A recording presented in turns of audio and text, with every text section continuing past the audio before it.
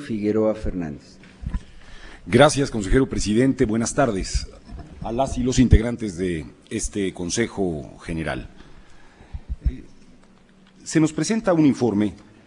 que yo también celebro que se haya elevado hacia la consideración del Consejo General en relación a el monitoreo que se ha hecho de las estaciones de radio y televisión y que estrictamente, digamos, da cuenta de un conjunto de aspectos vinculados al cumplimiento o incumplimiento, en su caso, de los promocionales que se transmiten en las estaciones de radio y televisión en México. Creo que el propio informe, y aquí aparecen las diferencias con mis colegas cuando han hablado de un corte de caja, da cuenta, entre otras cosas, de que aún no monitoreamos un conjunto de estaciones de televisión y radio que son parte de la obligación que esta institución tiene, particularmente con aquellos que han sido exceptuados sistemáticamente, me refiero aquí a Televisa y a Televisión Azteca, en parte de la implementación del modelo de comunicación política en México. Estamos todavía a una importante distancia de monitorear esas 129 estaciones, porque de ellas solo se acredita, según el propio informe, que 50 y tantas son las que tienen un monitoreo permanente dentro de este esquema. 90 prácticamente pertenecen a Televisa y otro conjunto de ellas pertenecen a Televisión Azteca. Creo que es también importante decir que este modelo, si bien ha ido avanzando y profundizado su trabajo evidentemente desde 2009 para acá, y esto es muy relevante, necesita y requiere una revisión conceptual y una revisión de las condiciones para las que fue diseñado. Y esto implica entrar al debate de lo que es la televisión restringida en México, en atención a la gran cantidad de hogares en el país, cerca del 50% de ellos, que hoy ven la televisión a partir de sistemas de cable o de sistemas satelitales que no entran dentro del modelo de comunicación política del que aquí damos cuenta. Los mexicanos y las mexicanas, ya no en una proporción muy importante, están viendo la televisión, particularmente, a través de lo que llamamos televisión radiodifundida. Se hace hoy a través de otros mecanismos y, por lo tanto, cuando hablamos de estos niveles de cumplimiento, estamos hablando solo del 50% de la audiencia propiamente, de quien se encuentra viendo la televisión en México y tiene acceso a la información que los propios partidos políticos y la propia institución presentan. Esto es muy relevante, particularmente en el caso de elecciones locales. Debe decirse a su vez que el modelo no ha resuelto de forma homogénea ni clara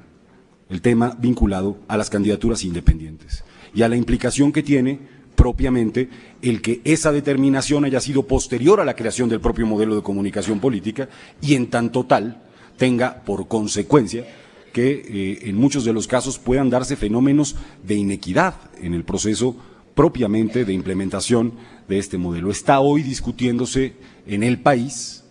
de manera muy relevante el tema de las candidaturas independientes, un incumplimiento, por cierto, adicional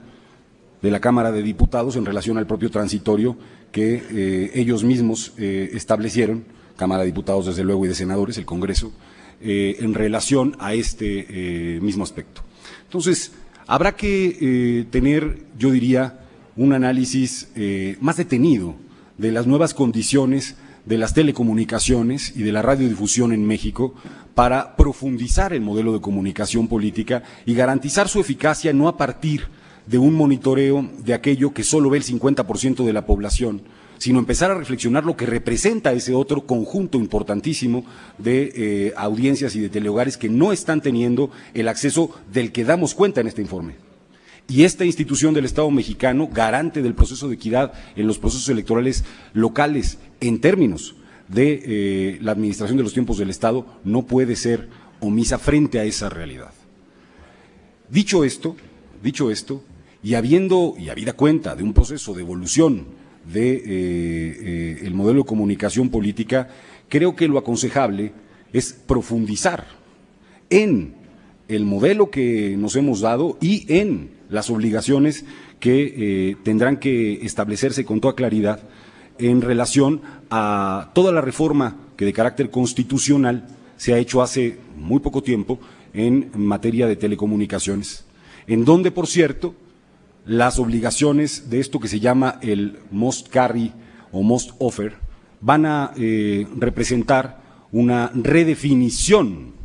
del análisis que hagamos de esos tiempos que se ven hoy en la televisión abierta y que será obligación sean transmitidos en la televisión restringida en el futuro. Así que el corte de caja debe incluir, en mi opinión, todas estas nuevas condiciones de la realidad y del desarrollo, además, muy evidente que se advierte en materia de radio y televisión en México. La transición a la televisión digital terrestre,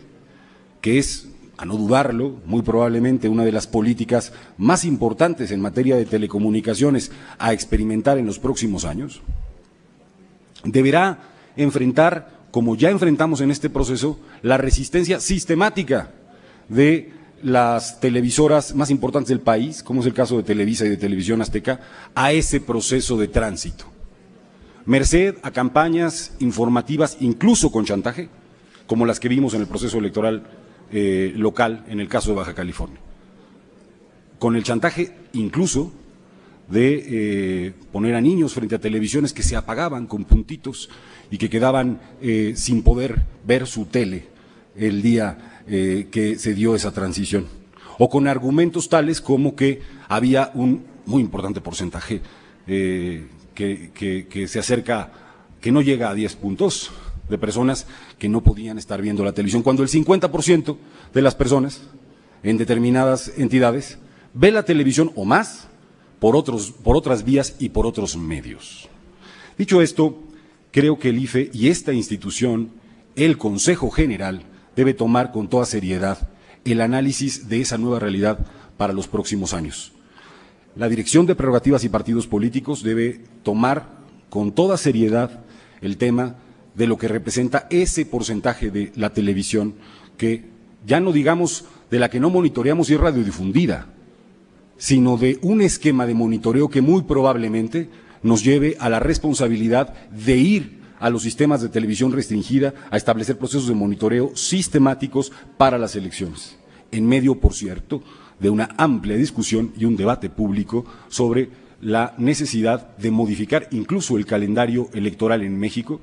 cuando se advierten propuestas como las de ir a un solo día de jornada electoral en los próximos años. Estos son debates de los que, me parece, el IFE no puede ni debe excluirse. Es cuanto, consejero presidente. Gracias, señor consejero. Está abierto.